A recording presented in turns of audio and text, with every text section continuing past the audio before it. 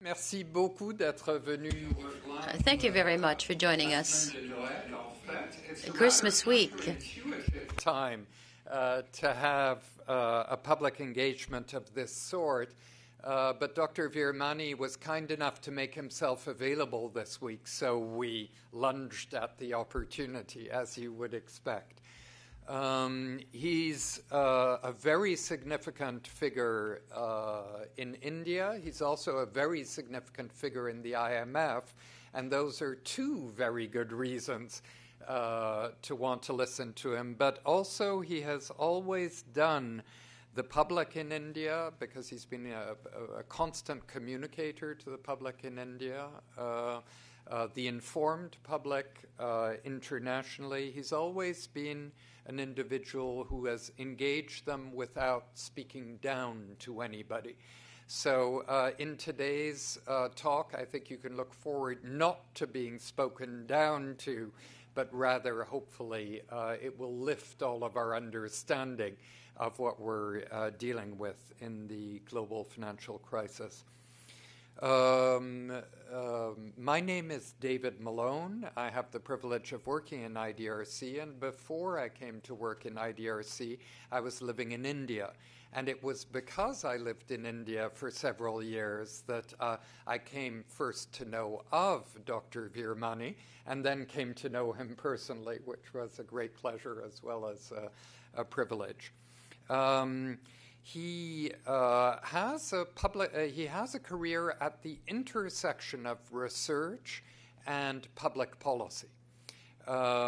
He started his academic striving at university level, thinking he might be an engineer. So he started out in engineering after St. Stephen's College in Delhi at Caltech, but shifted to economics while he was there, and later got his PhD from Harvard. In India, he's known as one of the country's foremost research economists, but as I was mentioning, he also had a career of public service in and out of government over the years, culminating in being appointed the chief economic advisor in the finance ministry of India, also advising the planning council of India. So this is an extremely meaningful position in India. But typically of him, he was also head of India's foremost think tank, active in the area of international economic relations, ICREER. And we've had a couple of other speakers with strong connections to ICREER in the past couple of years, and IDRC has a long-standing relationship with ICREER. Arvind, for the past 2 years, has been the executive director for India, Bangladesh, Sri Lanka, and Bhutan at the IMF. That's a very big chunk of humanity, if you think of it in those terms. And my hope is he'll share with us some of the perspective one gets at the IMF on the current global economic ructions, and also what his personal thoughts on all of this are. There are going to be, we hope, if the technology cooperates, a few slides as he goes along, but they're mainly to support points he's making, and we look forward to a very active exchange with all of you following his remarks. So Arvind, over to you, et merci beaucoup de nous avoir rejoints.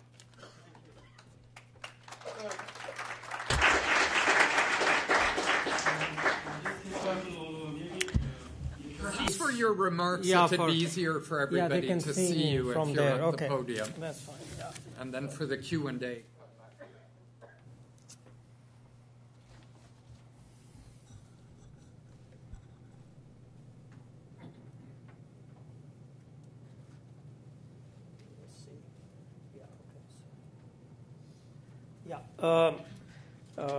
Thank you, David, for those kind words. Yes, it was a pleasure to know you in Delhi, and it's good that I'm back meeting you again after quite a gap. So let me just start as you'll see, the red line there, views are personal. Compared to many other people who worked in government, I worked for 25 years, but given I've been lucky in the kind of bosses I've worked for, that I've always been able to see a little more outside than most people. But of course, now I'm in the IMF, but these views are personal. They are certainly not the views of IMF. So I'll talk about three broad things here. One is, of course, the financial crisis in US and Europe in 2008 from the two perspectives. One is kind of the unresolved financial problems which laid the backdrop, so to say, of the Euro crisis. And secondly, issues connected with the whole approach to fiscal tightening, which has many problems.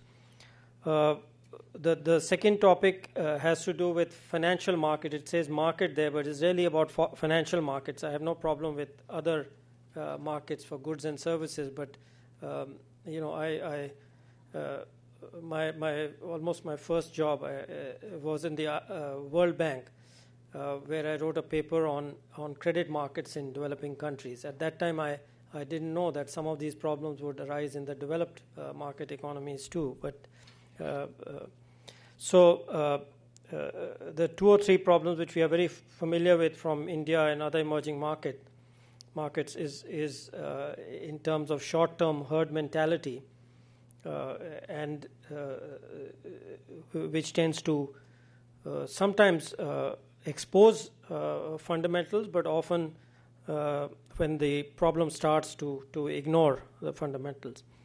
The third area which I will talk about, which is really the main point of this talk, is the Euro crisis, where I have a basic solution, a 5-step solution, which, as you'll see from the little note, I think I say very clearly. Maybe people think it's simplistic, but I always find it, in looking for solutions in my 25 years, I always find it very useful to look at the basics of a problem rather than getting involved in too much complexity, because if you think of all the complexity, the solutions are impossible. They become so complex that you don't really get any solutions. And of course, finally, the role of the IMF and the rest of the world in this. So I think of the current Euro crisis as the stage 2 of the crisis, and that is why of the financial crisis which started in 2008. And that is why I'm going to talk a little bit about what has gone before. Many of you must have heard of the book by Rogoff and Reinhardt, which analyzed, a century of various crises. And the title of the book is "This Time is Different." Well, it's true. Problems and solutions always vary, not just from country to country, but from time to time. But the irony is that the mistakes somehow seem to remain the same. And unfortunately, some of the mistakes have remained the same again this time.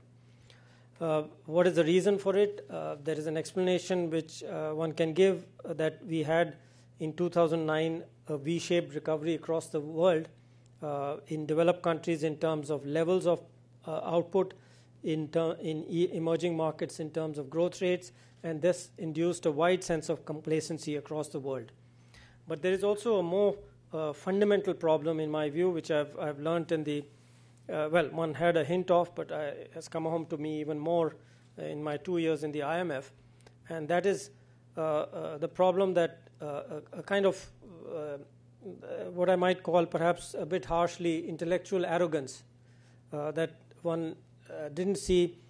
We've had these crises, we've dealt with them. There was an Asian crisis, Latin crisis. There have been many crises which were dealt with more or less successfully earlier. But somehow one got the impression that people are not learning because they think they are intellectually superior, or they have nothing to learn from these developing countries. What is it? The financial crisis, as we know from the Reinhardt-Rogoff study, the average length of a financial crisis is about more than double, 5 to 7 years, instead of a normal economic crisis. And one of the key issues which has been identified and known to most analysts was this issue of excessive leveraging and deleveraging. However, despite this knowledge, I think the political systems, the elites who advise on these very soon forgot this lesson. And there were serious errors in this view. I'll give you the examples from the US and Europe. And the second one is the issue of fiscal and monetary policy. There is a kind of orthodoxy that the fiscal policy was applied when the crisis hit. You should cut down on that and apply monetary policy. What we have been saying and what we have learned is that the effectiveness of each of these can vary, and the appropriate mix and timing can also vary, and that's been one of the mistakes that have been made, in fact, and I will explain how. And finally, this whole issue of solvency or sustainability of debt.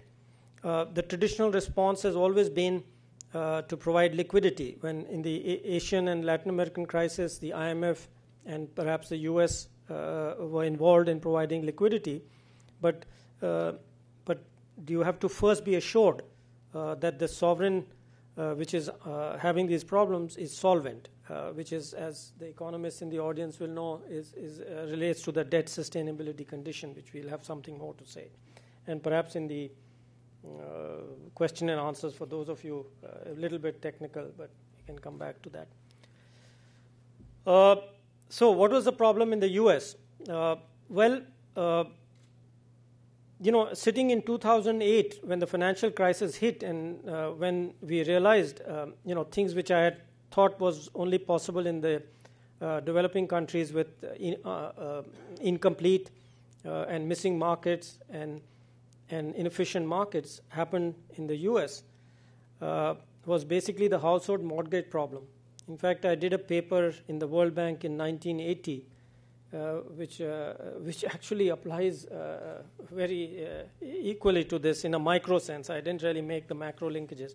So in 2009, there were a lot of analysts talking about the negative equity and household mortgage problems, and there were people, analysts who proposed solutions. But the problem is, it seems to me, is that the establishment, I don't know what you want to call it, the majority of economists, the advisors to the governments itself, the political parties, ignored this. And this is a fundamental thing which was very clear to at least those analysts and myself, that in a financial crisis you will have that 5 to 7 year, or now I believe 10-year Japanese-style lost decade unless you solve this problem. And for various reasons, it was not solved. The second issue in terms of monetary fiscal policy was the monetary policy. Again, sitting in the IMF, what we were noticing was that we had no objection to QE2, but there seemed to be that there was a lot of leakage to the rest of the world, and you could see this in terms of commodity prices and so on. So the issue for us, at least as an analyst for me, was, is the monetary policy really being effective in the US? And my conclusion was no, that things have changed. The situation is not right for whatever reason. I mean, technically we talk about zero interest rates, etc., where you cannot have negative rates, etc. But whatever it is, this policy was affecting the rest of the world much more than the US. So we had to question whether monetary policy was the appropriate action in this context. What about fiscal policy? Again, we had the first significant Article 4 for the US about 2 years ago, and we made this point that the consumption investment mix, all this comes from the way we look at things in India and the other emerging markets, which is very unfamiliar to the way thinking is done here. But it was clear to us because of our past experience, not that one is a big expert on the US economy, that the consumption investment mix was wrong, and that one needed in the US a much greater investment in public goods infrastructure. Now, here I don't mind relating a little episode. when we were having this discussion, I was kind of the last person to speak, and I started by giving a little story. So I said that last Sunday, I think the discussion was on Tuesday, so I said last Sunday I was sitting in my apartment when there was big thunder and lightning, and it started raining. And I said, oh, it looks like I'm back in Delhi. And then a few minutes later, there was again thunder, and my lights went out. Okay? And everybody in the IMF boardroom burst out laughing. Point was that there is a serious problem. And incidentally, by the way, when that light went off, I did not have light in my apartment for 10 days. No lights. 100,000 people in my area had no light. So the point basically was that there is a serious problem of public goods infrastructure in the US which needs to be solved. The third problem, which is again universal across Europe and the US, was this issue of immediate fiscal squeeze, which is what the US did. So what they did was they tightened or let the fiscal policy tighten and loosen the monetary policy. Now, my conclusion was that this was the wrong policy. And what you really needed to do was to change the legal and administrative mechanism which will produce fiscal sustainability in the medium to long term, not to squeeze the fisc right away. And again, that was the second problem. So what the focus needed to be was in the short term, increase public investment, modify the legal and administrative things applying to Social Security and Medicare. Again, this is not something exceptional. It was known to many economists, including the one many people I know in Harvard, and to introduce a revenue-neutral tax reform. Again, these are things from our own experience. For example, in India, when we did what we called a revenue-neutral, which was in current revenue terms, we were confident that eliminating deductions and exemptions and reducing the marginal tax rate would lead to higher revenues later, which would have a positive effect on the fiscal. And that's exactly what happened in India. So we were, in a way, recommending the same thing for the USA. But as you all have probably heard, the political gridlock within the parties in the US and across the parties didn't really allow any of this to happen. And therefore, in June or so of this year, I came to the conclusion that we would have a decade of low growth in the US. So this is one backdrop. The second part, similar problems in the euro area, but not the same. The first one, in terms of deleveraging, compared to the US, they were very slow in capitalizing their banks. Secondly, the stress tests were very bad because they ignored the sovereign risk. Basically, the stress test only looked at the stress coming from companies, the lending to firms and organizations, and took account of that. They did not take account of fact like if Greece or Portugal defaulted, what would happen to the banks. The second, similar problems on fiscal deficit in the euro area and in Europe, that the fact that Portugal and Greece needed to reduce the fiscal deficit did not mean that everybody should be reducing the fiscal deficit, because the result of that would be a decline in aggregate demand, a reduction in demand, and a growth effect. So the timing of fiscal reduction was critical, and it was completely ignored.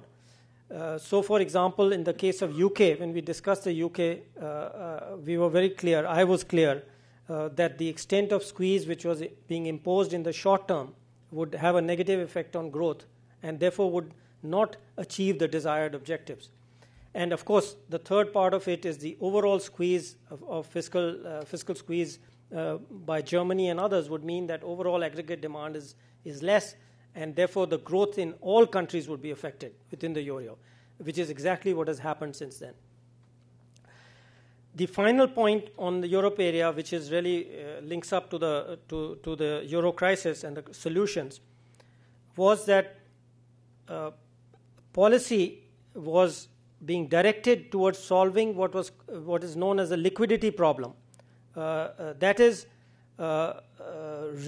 interest rates in Greece were going up in the markets, so you had to provide liquidity from government and other sources while they squeezed their fisc and made modifications in their policy and became solvent again. But unfortunately, the real problem was that there were certain countries, in particular Portugal and Greece, which were insolvent. And this solution, traditional solution, could not work for them. So what you had to do was a form of debt restructuring, which meant really in a broader context, what was the sharing of the burden? The Greek government and people obviously had been on a binge, had spent too much, and therefore had to be squeezed. But the problem was not only of their making, it was also due to the private creditors who had ignored these warning signs till the crisis burst, and therefore had to share in the costs through debt restructuring. And of course, finally, because the euro, the nature of the euro meant that they did not have the independence of foreign exchange rate policy, the other euro governments who had benefited from this previous 15 years of boom had to share in the burden. So the issue really became a political one of sharing the burden between the insolvent countries like Greece, Portugal, the private creditors who had lent them money during this period, and governments like that of Germany, etc., which had benefited. And unfortunately, it has taken them 2 years to even get close to a solution. And that's really a problem one had warned about, that the more you postpone this debt restructuring, the greater would be the problem. Why? Because if the IMF or anybody lends Greece money, all they do is repay the creditors, who then disappear. So you wasted this money, in effect. You haven't got a solution if they are basically insolvent. Okay, this is the intermediate part. I think I've already taken about 20 minutes. Maybe I'll go quickly over this and come to the final. So I'll just quickly go over this. Again, this is slightly more technical. I mentioned the solvency condition, and I'll just make one point here. You see that G minus R plus PD, this is a condition which, if it is greater than or equal to 0, it means that the debt-GDP ratio either declines or remains constant. Why is this so important? Because if it is not satisfied, then the debt will explode, and at some point it would become greater than the GDP, which is of course impossible because nobody will be lending you money. So it's kind of a stability condition, which for sovereigns we call solvency. So what is the problem? The problem was actually very simple. Because the markets focus on the short term, they say, okay, Greece is growing at 0%, or even Italy is growing at 0%. Its interest rate is 6%, and therefore it needs a primary surplus of 6% to sustain itself. But the markets are very short term. They just look at today. What its real underlying interest rate may not be 6%, maybe 4%. If it makes the policy changes, the appropriate policy changes, its growth rate may be 2%. So you have to look at the fundamentals. You can't always be driven by the current perceptions of the market. Certainly you have to listen to them because you need to roll over the debt. But if you are fundamentally insolvent, that is, whatever you do, this G minus R cannot go up to a point where it's sustainable, it's positive, then you are insolvent. That's the essence of the problem. So what we had to do, we should have done, was to decide, okay, these three countries are insolvent, a certain type of thing will apply to them, Italy, Spain, etc. are solvent, and we will back them. That has not been done. Even till now, there is complete confusion because we are still looking for solutions through the euro area. So that was one. The second point, the third one here, is also very important because when you're looking too much to the market, you look at the rollover of debt. That is, let's say you have $1 billion of debt, but 200 million of this is coming due in the current year. Then you have to refinance it, right? So you look only at gross debt, but the actual economic conditions really relate to net debt. That is your debt minus assets. Now, why is that important? Because if you had 100 billion of international debt and you had 100 billions of assets, you're actually completely solvent. It's zero. It's not 100% of your GDP. Okay? So the markets actually don't do that. And what I've been criticizing is that, unfortunately, even the analysts, whether in the IMF and others, have gone too much on the market. They had stopped looking at the fundamentals. So that was the main point of this. This final one is also kind of interesting for those of you who get into it more deeply. We have been arguing for a long time. I have been in my discussions with the World Bank and IMF for 25 years. I have been saying that a country which has a higher savings rate, a domestic saving rate, can sustain a higher level of fiscal debt. Well, it turns out the latest research from the IMF shows that those countries which have a higher net foreign asset position are more stable.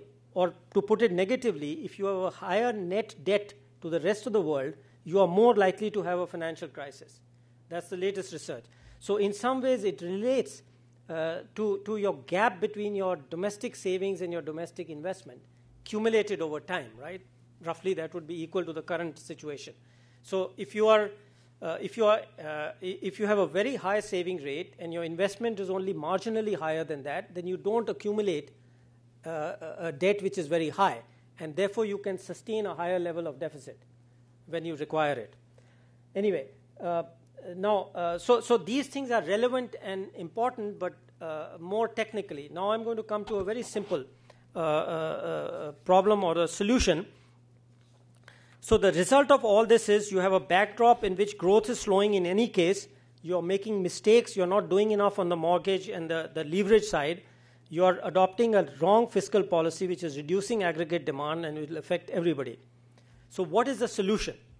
Well, let me go straight into the solution, and maybe in the question and answers we can clarify, because it's always very difficult to see where to pitch the exact technical level.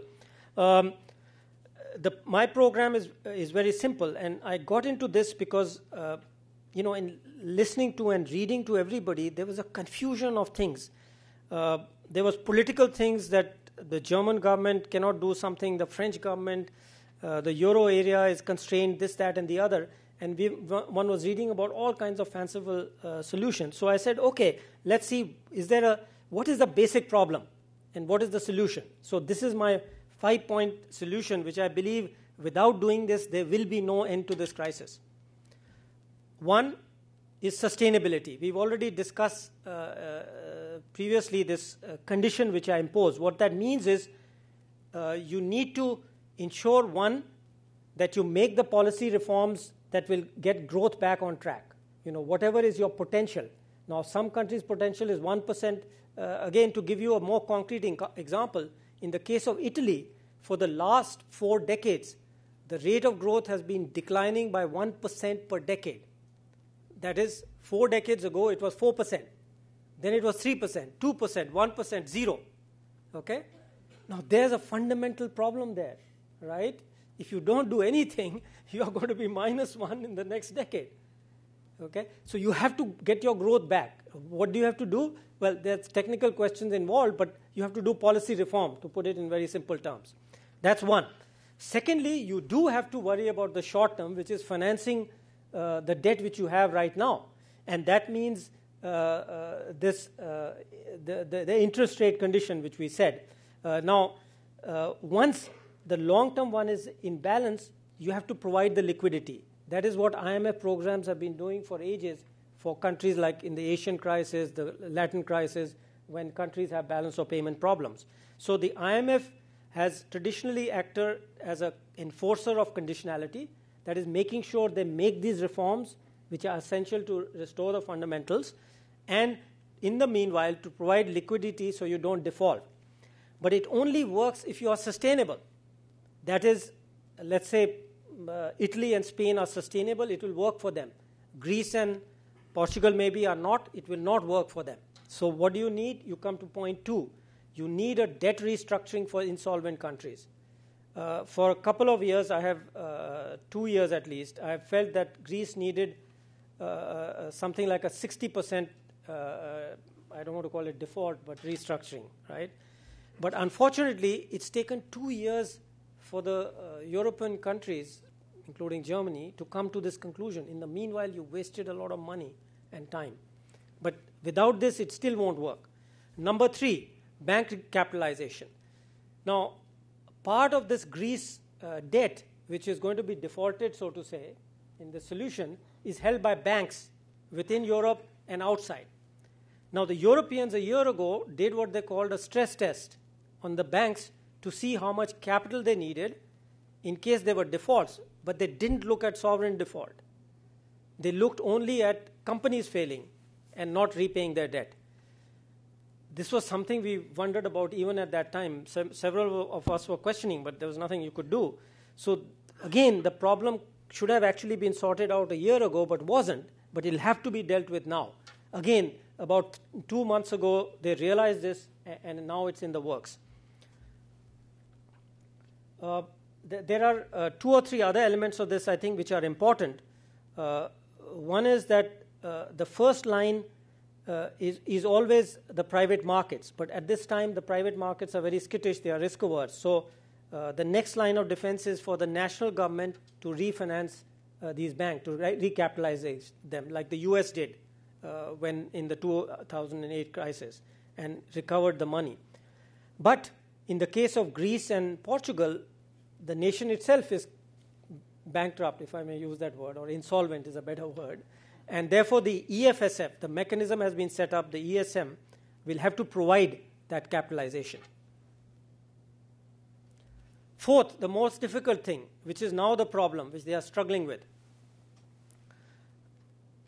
The European Central Bank apparently has a constitution by which it cannot, in a sense, what we call act as a lender of last resort, a normal bank like the FRB.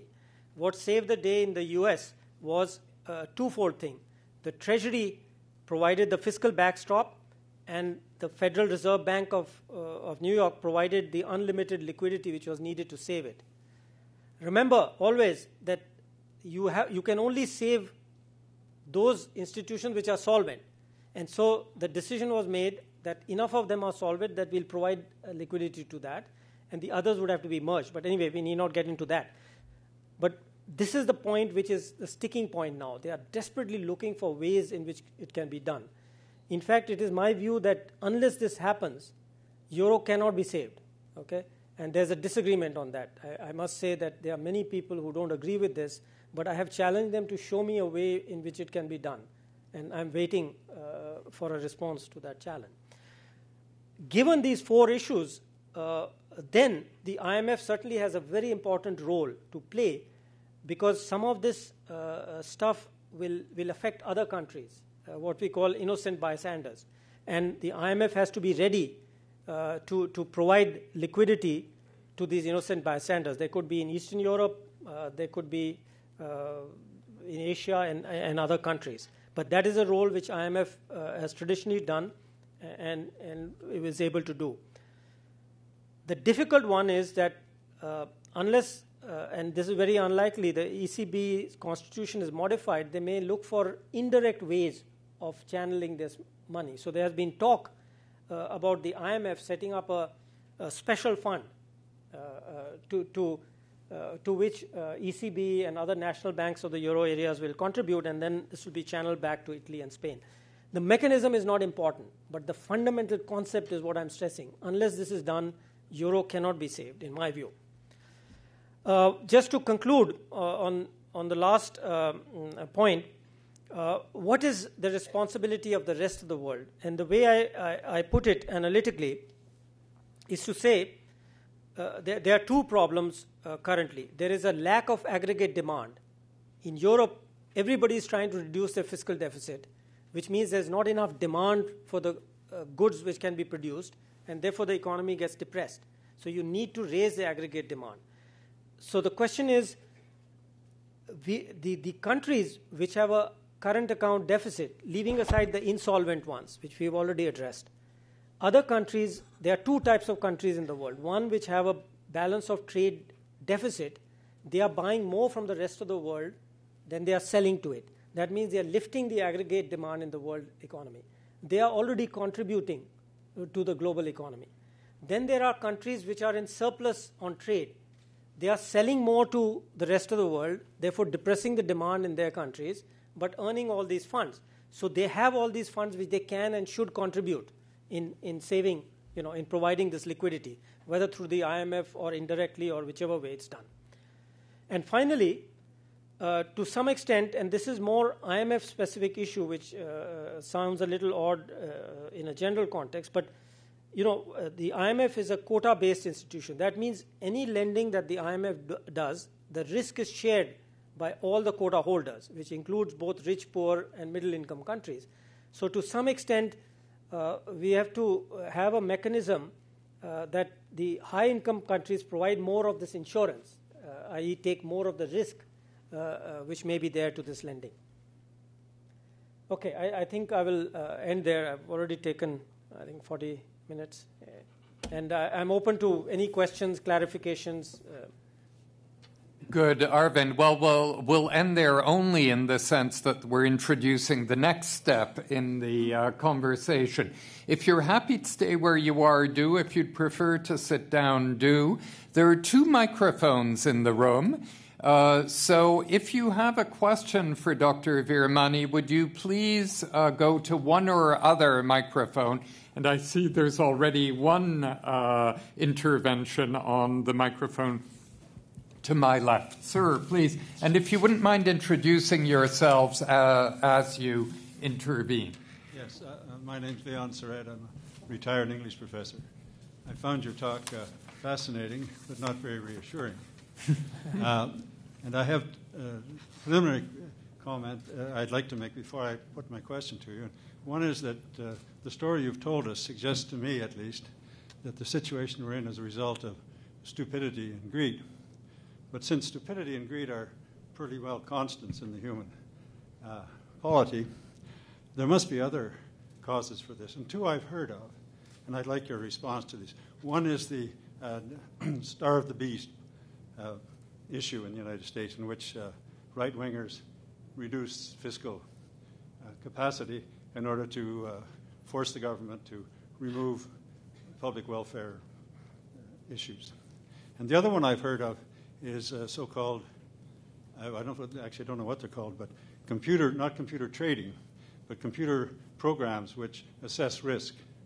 And that many of the banks in the United States, I understand, and I assume in Europe as well, relied on these programs rather blindly and allowed themselves to raise their margins to ridiculous and irresponsible levels. Those are the 2 questions. Thank you. Please go ahead. Okay. If you don't mind waiting for a minute or 2. Yeah, let me take the last one, which is slightly more complicated. There's always a kind of underlying problem and what I call a trigger. It may not be just a trigger, but things which arise from it. Now, in my view, the underlying problem was a kind of almost a intellectual orthodoxy driven by ideology, which was that markets, and here I must be very clear, we must distinguish between markets for goods and services where there's comparatively no problem. We can just leave those aside. So we are not talking about markets for goods and services. We are talking about financial markets. Okay. Now, financial markets are different. And for those of you who are not economists, the simplest way I put it, the trust is essential for it. It's a good where you are. Let's take an example. I am lending to you in the hope that you'll pay me back and give me the interest. So inherently, they are over time and they involve risk because you have to repay me back, otherwise I've lost everything. And not only I have not been paid the price, which is the interest rate, so they are fundamentally different.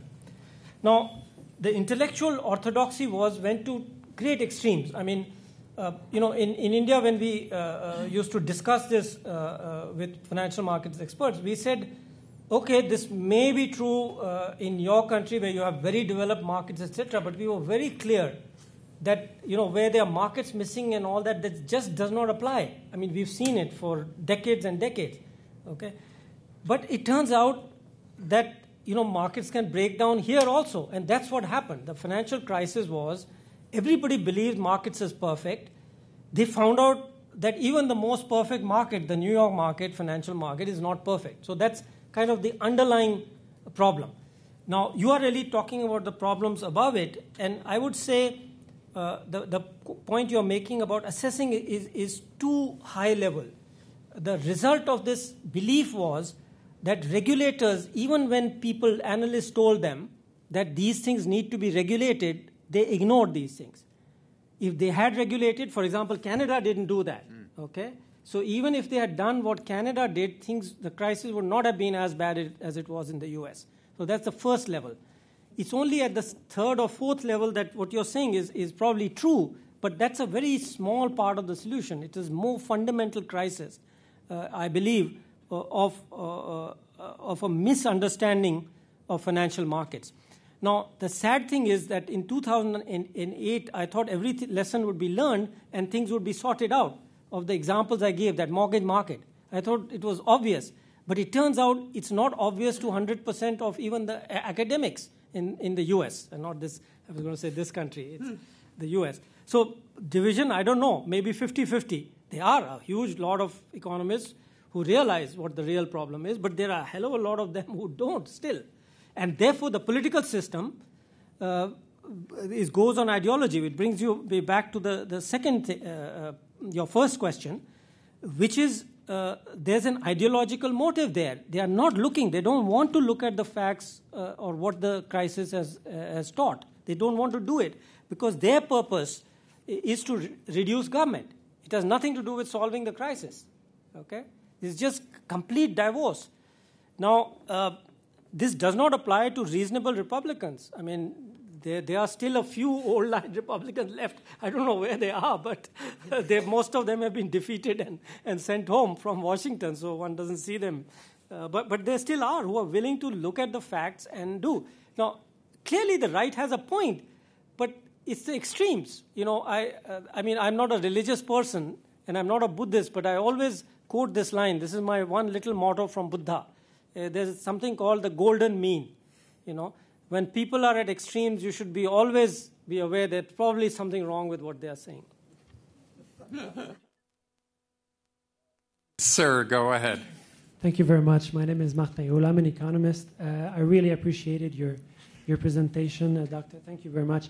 I'm also a witness of what's going on by interest. I'm looking at the numerous debates that's been going on in Europe with European leaders trying to get together and find finally a solution to that crisis. And all the time we've been, and recently a week ago, another meeting with them, and markets disappointed on, you know, there's euphoria on a Friday, and morning mornings the market goes down again and again. Working at the IMF like you do and advising those influent political leaders, can you maybe give us a sense of why those leaders seems to be, they're having a hard time to just implement a number of solutions that seems to be the appropriate solutions based on the studies of the facts that you've done? Of course, people would say, well, it's politically difficult. There's the population. Many of us are illiterate, economically speaking, I would say. So it's tough for normal Canadians to understand all the complexity of that. And then for politicians, it's tough to implement measures that people don't understand and affect them. But beyond that, I suppose there's a way to educate people and say, well, here's what we're going to do. It's difficult, but it's the only way to move forward. My second question is much quicker. I think we'll take only one. I'm sorry, because there's somebody waiting behind you. Maybe you can come back if there's still time. Yeah. As you said, the political, of course, in Washington, political gridlock resulted in that debt downgrade. That was very clear. I mean, it played out in real time.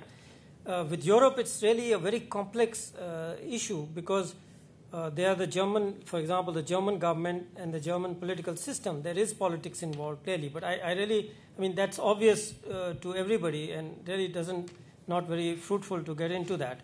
But is there something more than that? Well, there are two things. One is this V-shaped recovery which happened. You know, there was a huge fall in 2008 and the recovery in 2009 made people complacent across the world. And it's not just in Europe, it's not just in the US. I've seen it everywhere, including India. Everybody became very complacent. You know, here was a crisis where I can tell you, I was in the finance ministry, I had to deal with it.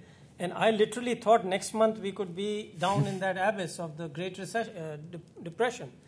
And it was really frightening, you know, because I would have to advise what to do if that happened in India.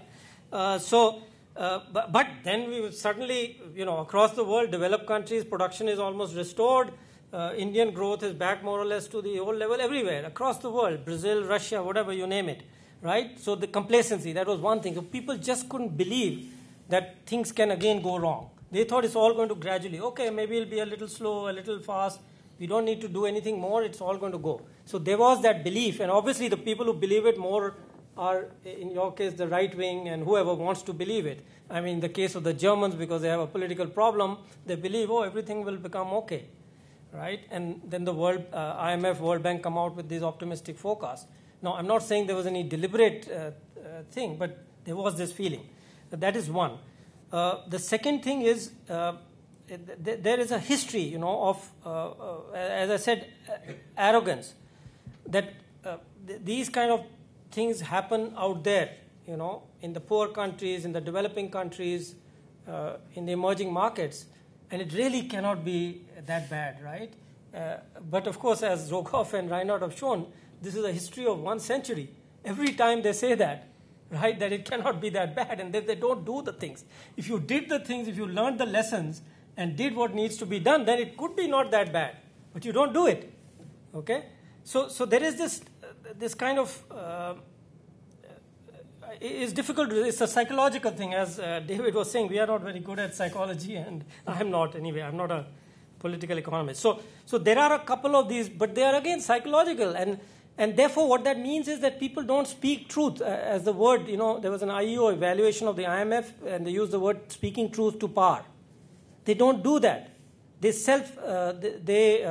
what do you call it? Censor. They self-censor. I don't want to, I'm not at liberty to disclose what goes on within the fund, but I can tell you this one thing. 2 years ago, I was the lone voice in the IMF. There are 24 other directors. There's a whole staff and management.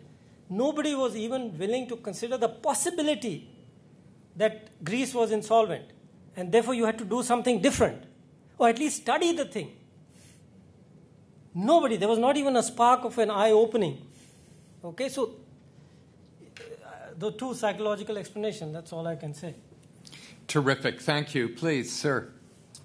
Yeah, my name's Cameron Chapman. I'm at IDRC. I liked your speech very much today. I just had a question under the heading of this time it's different.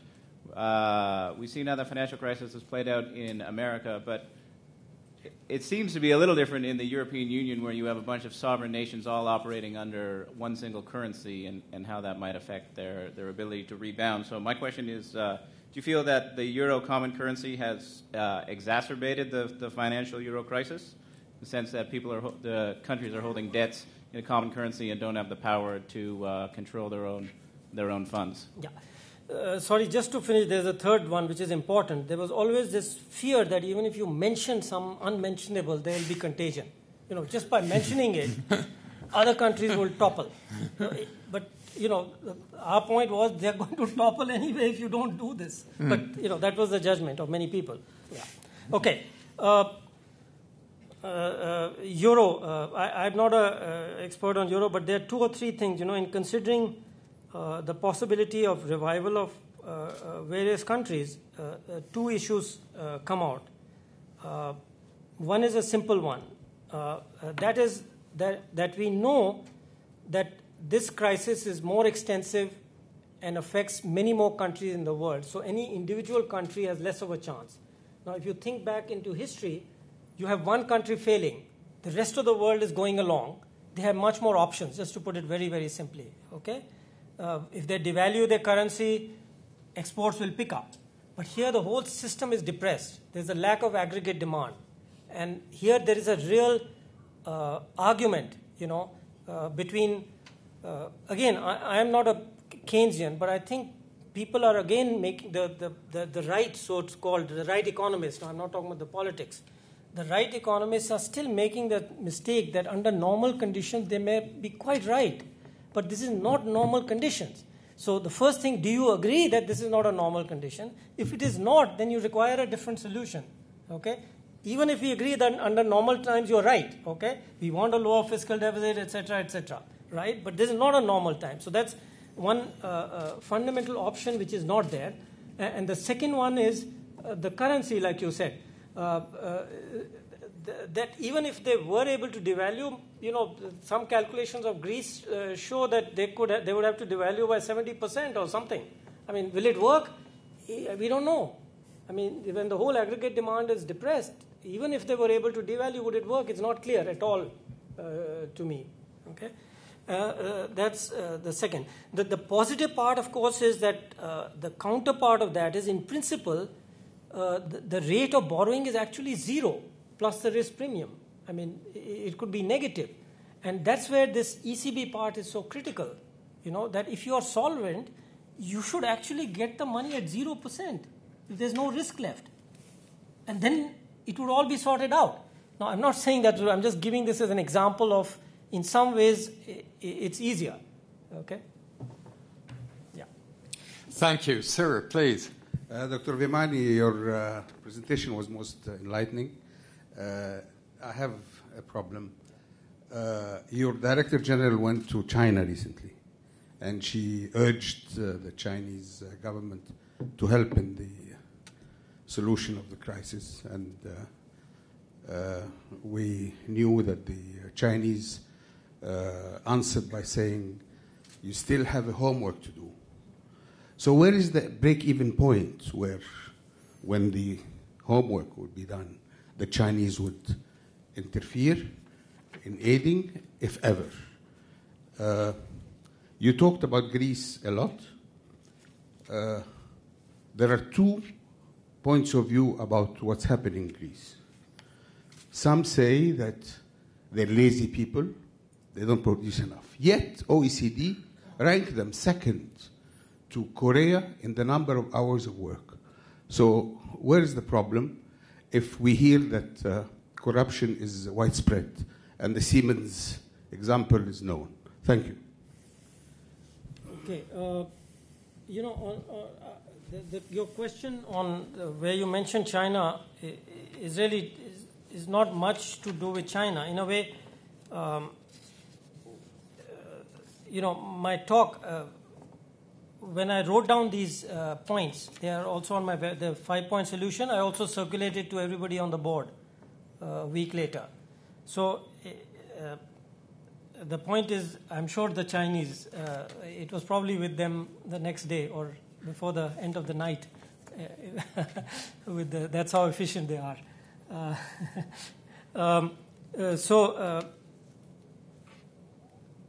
So initially, I guess more geopolitical factors were important when they said we want to contribute. Now they are beginning to think about the economics. And as I said, I am very clear about the economics unless somebody shows me differently. And, they're smart people. They listen. They're very good. They hear much, much more than any of us will ever hear. They listen all over. They can hear things which you may not even want them to hear. So they study and they learn from others, unlike some of the others we've just been talking about. So they've realized that's true, and they are saying it now. But on Greece, let me tell you, our approach was very different.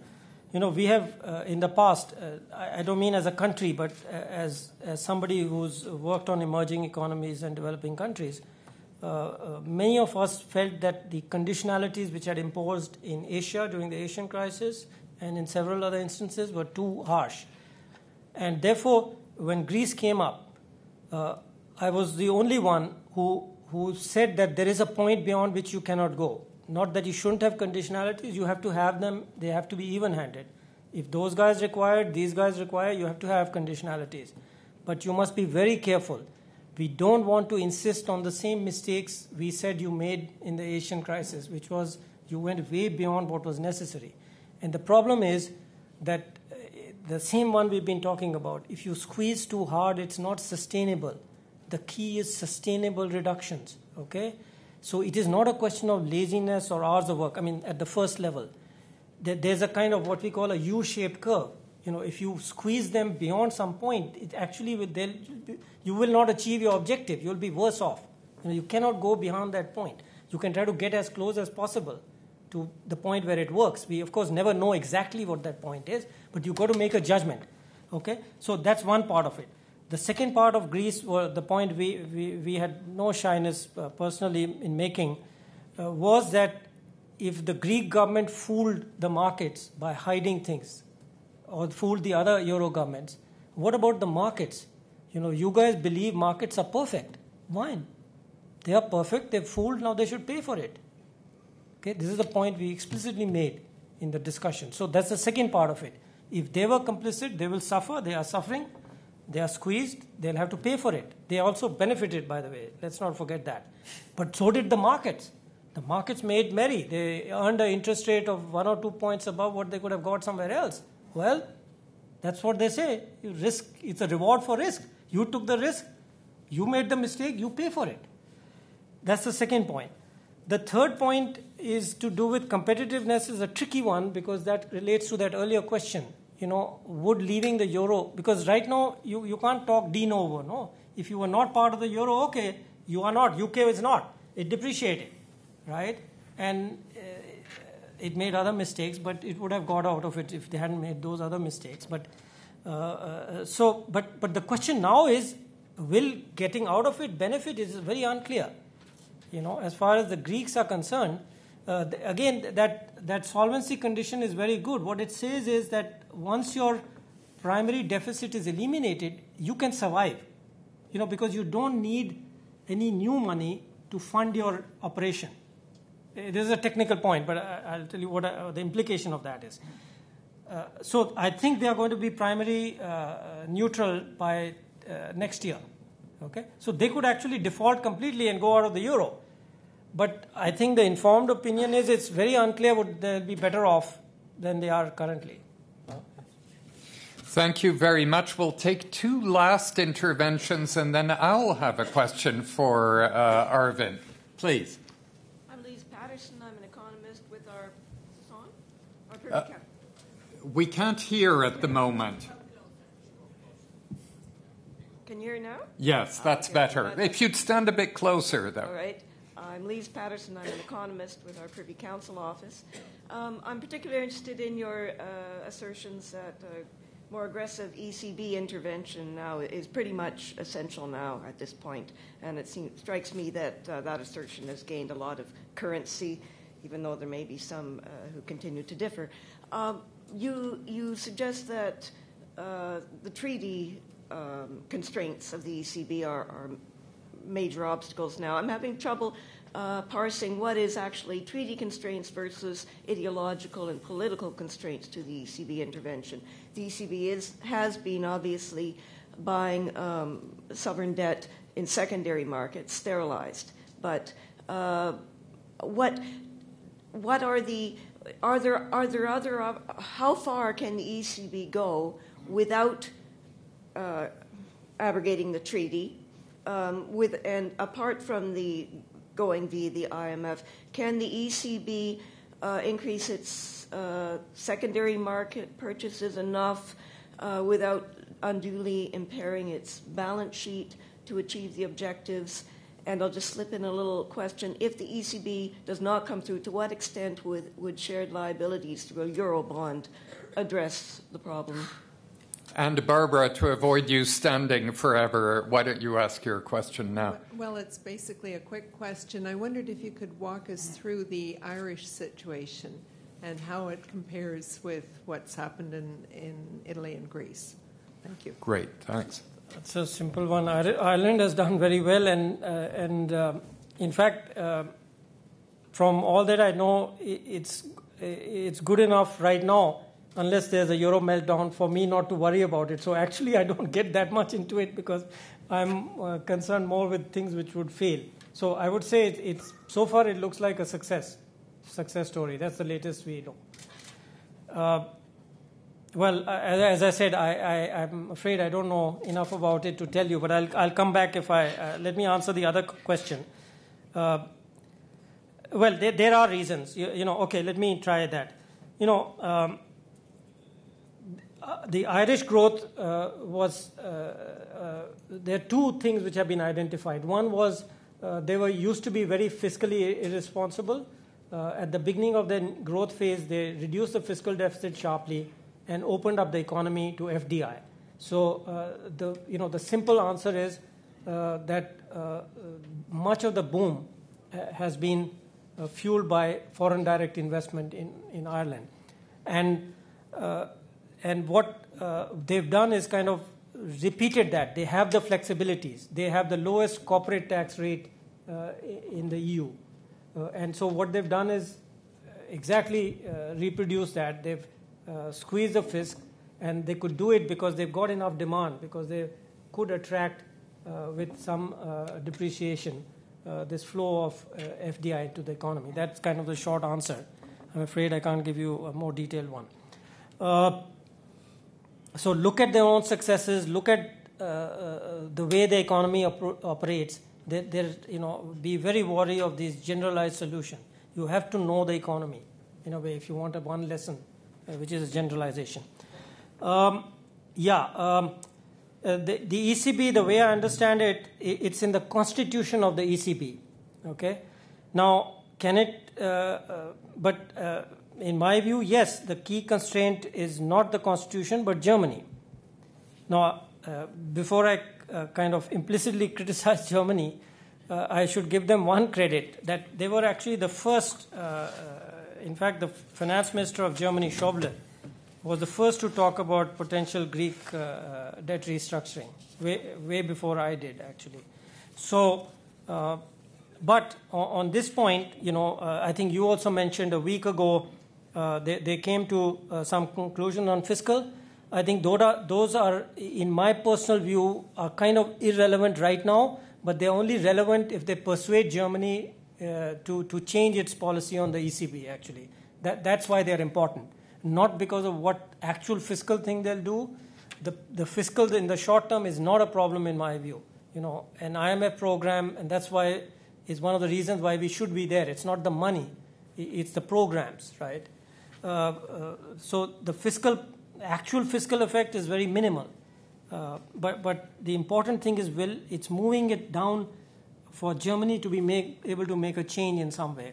Now, there's another element of what you said which is very important to understand, which is that I do not recommend ECB making loans to insolvent countries. But you cannot come to the decision unless you decide who is solvent and who is insolvent. So what has actually happened is that the ECB over the last 2 years has lent to Greece and Portugal. That's not what I am talking about.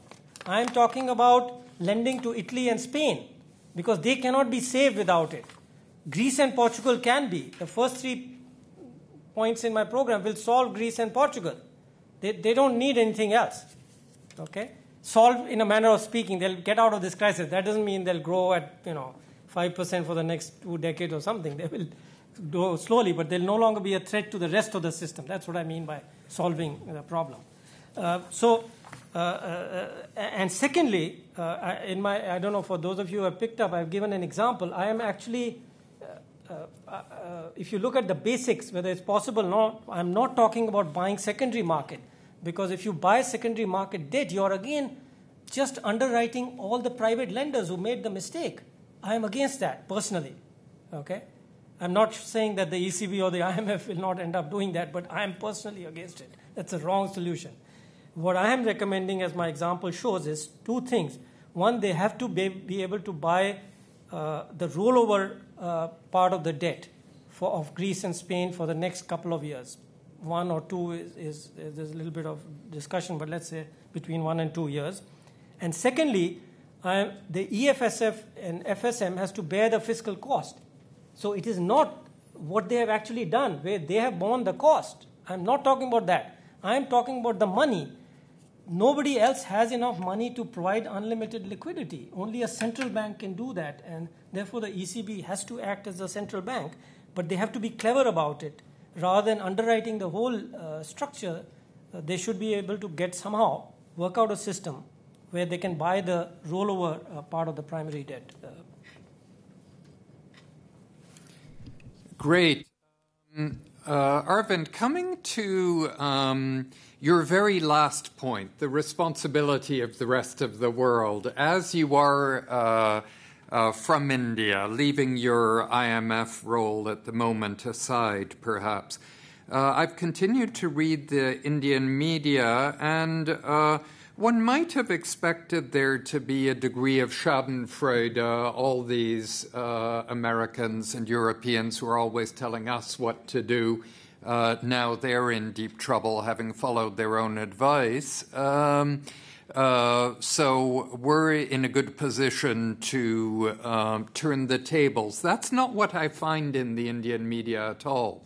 In fact, left and right in the Indian media, what one finds is a deep sense of worry.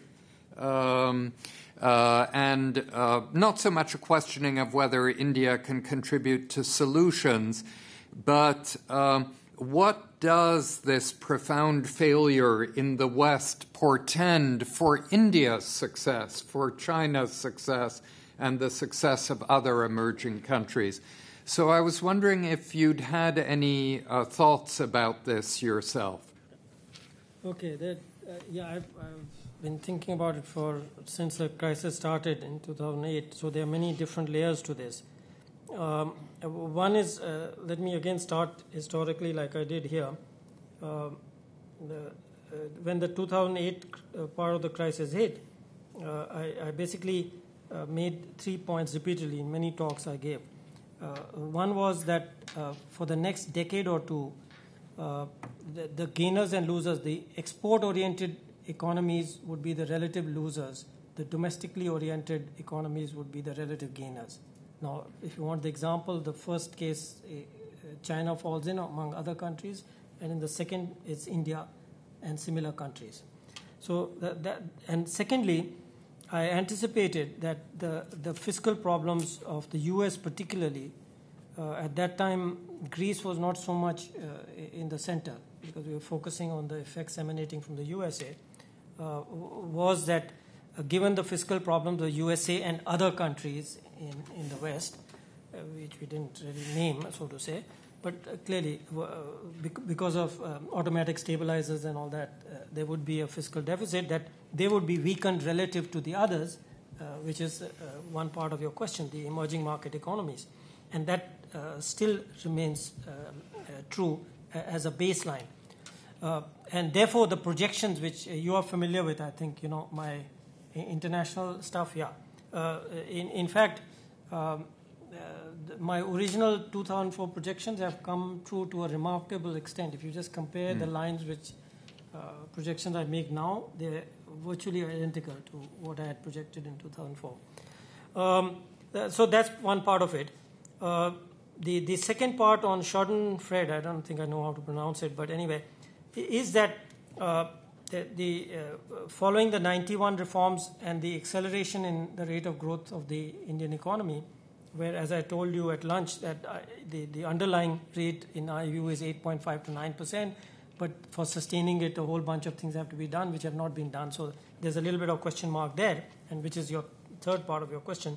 But this has increased the confidence level of the public and people, so they don't necessarily feel, that they have to put down somebody else to feel better about themselves. So the level of confidence is high enough for many, not all, to give up this thing about blaming somebody else. So that's the second part.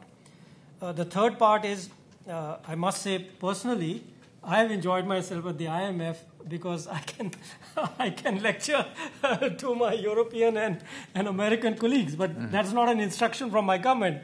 I'm an economist.